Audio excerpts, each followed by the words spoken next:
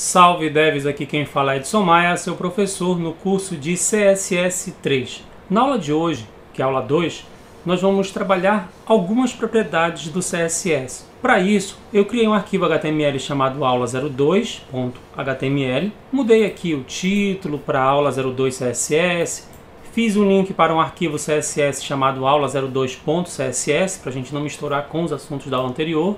Criei uma estrutura bem básica dentro do corpo da página. Criei uma tag main, que vai ser o container da nossa tela principal do nosso programa. Criei uma tag header, uma tag section e uma tag footer, para que eu tenha três áreas distintas: um cabeçalho, um corpo e um rodapé. A tag header eu dei para ela o nome ID topo, lembrando que eu poderia dar qualquer nome para ela. A tag section eu dei o nome corpo e a tag footer eu dei o nome rodapé. Dentro da section eu coloquei dois artigos da classe conteúdo com textos bem curtos em parágrafo. Conteúdo do artigo 1, conteúdo do artigo 2. Coloquei um H1 lá na minha header e coloquei um parágrafo, e dentro do parágrafo eu coloquei um link, só para que a gente tenha conteúdos de texto em linha ou conteúdos inline. Daí, lá no meu arquivo CSS, eu já fiz algumas formatações para poder antecipar, para que a nossa aula não fique muito longa, porque eu espero que ela não fique muito longa. Então usei o seletor global e disse que o font family vai ser Arial, ou Helvética, ou sans serif. Defini a cor de todos os textos da minha página como branca,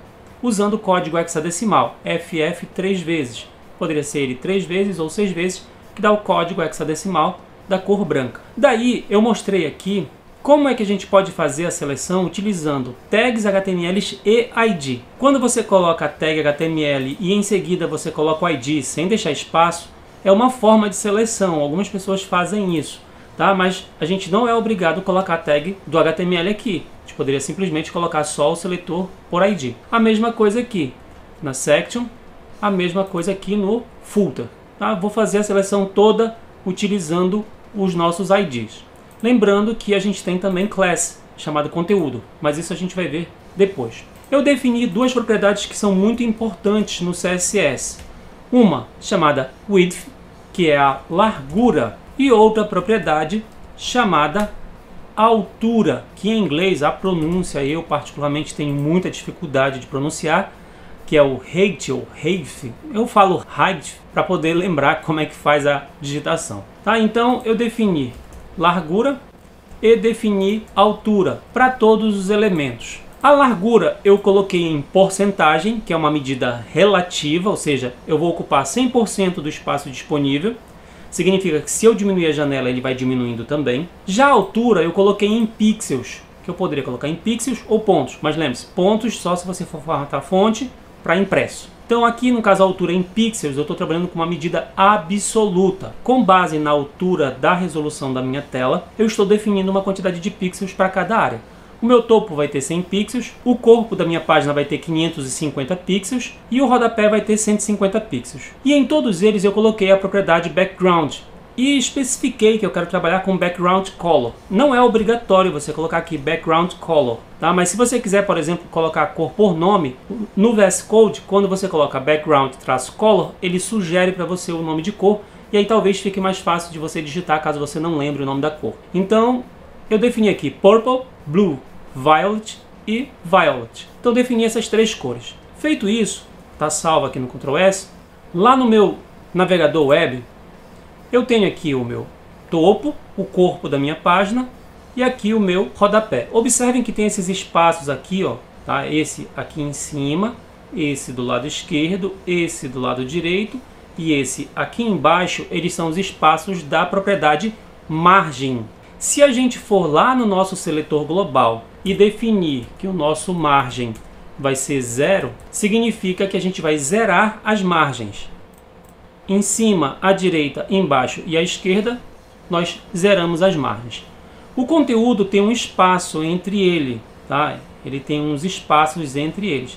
Esses espaços a gente define através de uma propriedade chamada padding. Então esse padding é um espaçamento. Um pouquinho mais para frente a gente vai ver um pouquinho mais de detalhes sobre ele. Mas se eu zerar o padding, o nosso conteúdo vai ficar mais colado ainda. Tanto acima como à esquerda, o espaçamento entre eles, todo vai ficar bem coladinho. Tá.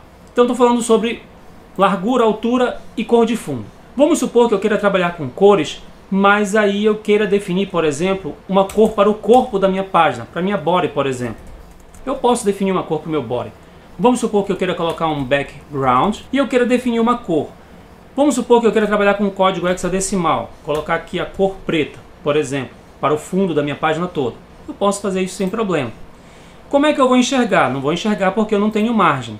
Mas se eu vier aqui na minha body e definir que ela vai ter uma margem, por exemplo, de 10 pixels, quando eu coloco essa propriedade margem, que é a propriedade geral, eu estou definindo para cima, para a direita, para baixo e para a esquerda essa medida fixa de 10 pixels. Observem que eu tenho agora um espaço aqui acima, à direita, abaixo e à esquerda.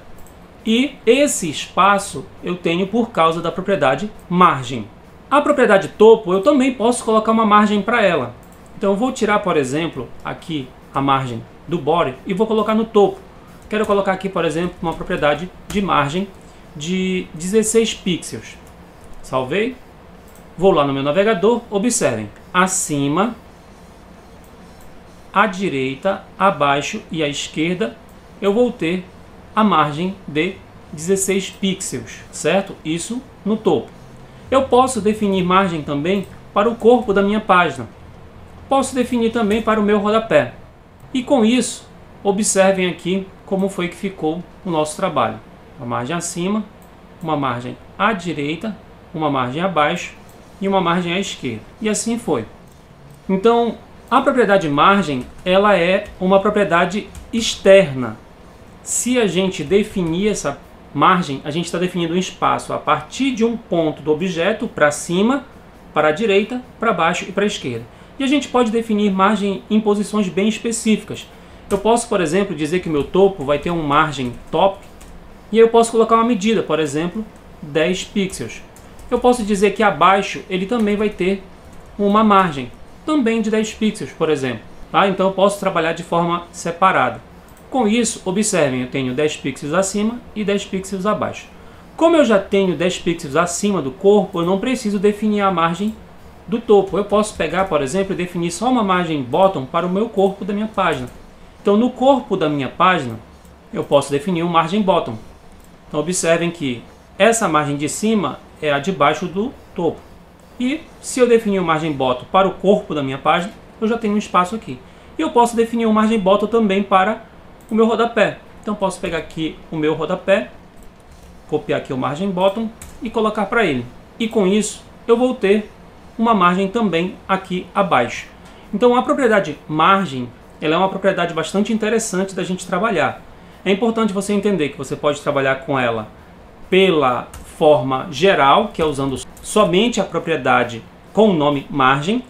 E quando você usa ele, você pode definir uma margem para todas as áreas ou para posições específicas. Você pode, por exemplo, dizer que o topo e a parte de baixo vão ter 100 pixels e a direita e a esquerda vão ter 50 pixels. Então, quando você colocar uma unidade de medida, é para os 4 lados, é para as 4 áreas. Quando você colocar 2 unidades de medida, a primeira é para cima e para baixo e a segunda é para a direita e para a esquerda. Tá? Então, ainda existe a possibilidade de você trabalhar também 3 medidas. É importante você lembrar que é sempre em sentido horário, começando de cima. Topo, direita, embaixo, esquerda. É assim que você define essas medidas de margem. Eu coloquei aqui valores bem grandes e você vai ver que está bem exagerado aqui, ó, em cima e embaixo, direita e esquerda. Com isso, a gente sobrescreveu o margem top e bottom de algumas propriedades que estão mais para baixo, porque aqui a gente definiu que no corpo da página todinha ia ter essa medida. Então, margem é uma propriedade bastante interessante da gente utilizar nos nossos trabalhos. Eu coloquei aqui mais para a gente conseguir enxergar as coisas, para a gente ver como estão funcionando as coisas. Eu posso colocar aqui, por exemplo, um margem left de 10 pixels e posso colocar também um margem right de 10 pixels para o corpo da nossa página, para a gente ficar com aquele espacinho em volta da nossa tela sem maiores problemas. Eu poderia definir só uma margem de 10 pixels aqui, que ia ficar bem legal no sentido externo, tá certo? Agora, fora o margem, nós temos também uma propriedade chamada padding. O padding, ele é um espaçamento ou uma expansão. No nosso topo, a gente tem um conteúdo dentro dele. No nosso topo, que é o nosso header, nós temos um H1, que é um texto. E se vocês observarem aqui, o texto está bem aqui em cima. Se eu quiser criar uma margem interna dentro desse meu topo, que é dentro dessa minha header, eu não tenho que trabalhar com margem, eu tenho que trabalhar com uma propriedade chamada padding. Então aqui abaixo do margem, para poder deixar uma certa ordem, eu vou colocar aqui um padding. Eu vou colocar um padding de 16 pixels. Tá? Isso aqui é só um exemplo. Então esse padding é um espaçamento que a gente define para cima, para direita, para baixo e para esquerda quando a gente coloca uma medida apenas.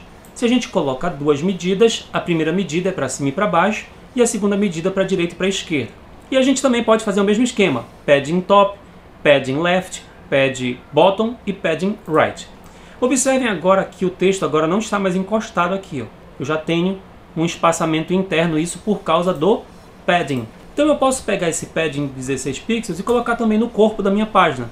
Com isso, o texto que estava colado aqui agora não está mais. Lembrando que o padding é uma margem interna. Ela é de dentro do elemento que você está formatando. A mesma coisa eu posso fazer aqui, por exemplo, para o meu rodapé. Colocar um padding de 16 pixels. Tá? Então o padding é um espaçamento interno. É importante que você procure entender essa pequena diferença, essa sutil diferença. Quando a gente começa no CSS, é comum a gente confundir margem com padding. O padding é interno e significa geralmente um espaçamento interno ou expansão. Então, ó, espaçamento interno ou expansão. Expansão com S, né? Então, espaçamento interno ou expansão. Lembre-se que eu não estou colocando esse cedilha aqui, nem acento, por uma questão só de padronização. Então a gente tem aqui os espaçamentos definidos através do padding. Fora largura, altura, margem e padding, eu comentei com vocês sobre o background e falei para vocês sobre o background color. No caso aqui do background color, além de você poder colocar o nome da cor e poder colocar código hexadecimal, que é aquele que tem o joguinho da velha, você também pode trabalhar com cores RGB e com cores RGBA. Com cores RGB, você é obrigado a passar o primeiro valor da cor red, o segundo valor da cor green, o terceiro valor da cor blue. Valores que vão de 0 até 255, isso em cada posição. Caso você não saiba a cor, se você escolheu, por exemplo, um purple, roxo, e você quer saber qual é a cor RGB do purple, você colocou aqui. Lembre-se lá do nosso Colorzilla, que é excelente para a gente trabalhar. Escolha aqui o Page Color Picker Active. Ativou, você vem na cor que você quer selecionar e dá um pick, ou seja, clica. Cliquei, eu consegui copiar o código da cor. Se eu vier aqui e colar, ele colocou o código hexadecimal. Você diz, mas poxa, eu quero o código RGB. Com isso, basta você vir aqui no Picker do Colorzilla e ao invés de fazer o pick direto, você vem aqui em Options e aqui na parte de baixo você vem aqui na opção de Auto Copy Color Format. Ao invés de trabalhar com o código hexadecimal, você pode escolher, por exemplo, o RGB como padrão. Clicar em Save. Depois você pode fechar essa aba aqui. Agora, quando você for fazer o pick, ele vai copiar o código RGB, que você vai poder utilizar no seu projeto. Então, indo lá para o projeto, ao invés de eu colocar aqui Jogo da Velha, se eu colar o código, ele vai vir o código RGB.